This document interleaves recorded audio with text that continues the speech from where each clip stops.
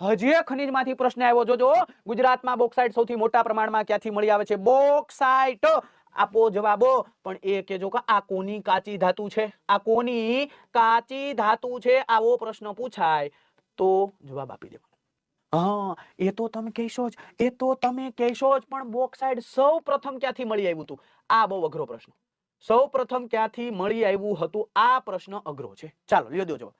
ક્યાંથી મળી આવ્યું હતું એ કહેજો અને ક્યારે મળી આવ્યું હતું એ કહેજો ચાલો લ્યો